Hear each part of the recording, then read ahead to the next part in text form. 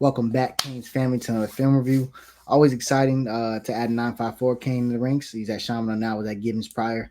But a playmaker at defensive tackle. Let's just get straight into it. 6'3", 285 pounds. So he looks the part, is the part. But he brings that South Florida twitch to the trenches, to the juice in the tackle boxes. So this is a quarterback trying to get rid of a pass against St. Francis Academy. I'm going to point out the level of competition that he's balled against. That's why he transferred to Shaman. Because Gibbons is already a successful state championship winning program. But again, get the pick. Now he's now he's gracefully sliding up the sideline. But all kiddiness aside, bro, he really does bring that South Florida twitch inside the tackle boxes. I'm gonna bring up some plays where you see him chase defenders down in the perimeter. So love the juice. Love it. He's more of like an RJ McIntosh type of defensive lineman. It's going to help you in the running game, not just from the play side, but the backside. Anybody watch that Notre Dame play over Kirkstreet? It's not just the play side, it's the backside. Yeah, he's that type of slashing defensive tackle.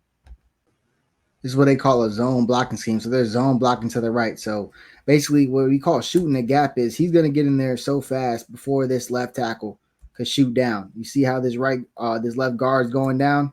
He's going to shoot right through. So that's what we call splitting the gap. He has a really good first step and second step. Really nice, really get off on this. So I love penetrating defensive tackles. I do think he's a playmaker. I do have some biasness because he's from the crib, but I mean, bro, elite in the tackle box when it comes to athleticism at the defensive tackle position. You cannot ask for more.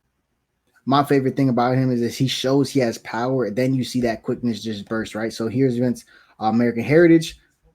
Is bullying through, getting held. So you see the strength as he's powering through this left guard here. And then you see the quickness of once he disengages. Once he disengages from this hole, you just see him shoot at Kane's target, Byron Lewis, right here. So going against a really good talent. You'll see multiple schools on this list that we're going after kids, or we have kids recently from. But great job here at Heritage, and I do believe Miami Central. So this time you saw the power and then the speed. Now you're going to see the speed here again, splitting that zone blocking scheme. And then once he beats this lineman there to the point, now he's going to he's out of position body wise, and now he's just going to slide right through. Almost got to mix up my words, but slide right through. I mean, really all you want inside the tackle is a defensive tackle, bro. Really got the juice. He can fly off the ball. He has the strength with a good body at 6'3" already. We're cooking. See what I mean about athleticism at the defensive tackle position? Chasing all the way upfield. I know you didn't see the highlight. Here he is right over here. Pushing pass rushing, get it real quick on the perimeter. Makes a corner miss in space. This is your 285 pound, 300 pound defensive tackle running down a skill player in space, making contact before a DB whose job is to go over there and make contact. So, I mean, I love the effort. I love the athleticism. I think this was a great take. We flipped him from Maryland, so he was going to a Big Ten school. So Canes fans can't act like we were doing something else. But this is a great flip. This is again versus nationally ranked St. Francis Academy going against a Mississippi State quarterback. Great job here, just being a playmaker, defensive tackle. So he's getting pass rush, quarterback. Okay, he's going to step up and see the lane. That's the right decision. But just be an athlete and getting your hand out there to strip it out. And eventually the ball can't get corralled because your teammates jumped on it. And now you force a turnover. I mean, bro, just a playmaker at the defensive tackle position.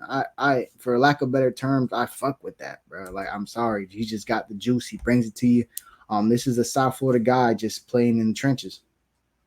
Brings the energy, can be a spark plug, knows how to get skinny through gaps here. Again, moves really gracefully for his size, really quick twitch, man. That center had no opportunity to get him, bro. He's coming straight in, and you see the juice after he makes the play. So again, the playmaker brings that juice. The twitch inside the tackle box is there. I believe, we got a big time defensive lineman last class who are big, strong, and fast.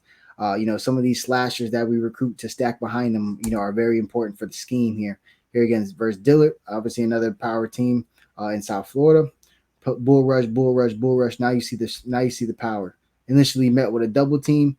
He's dragging both of them back, and then finishes up the sack as the pocket collapses. But now you've seen the speed and the speed and the speed.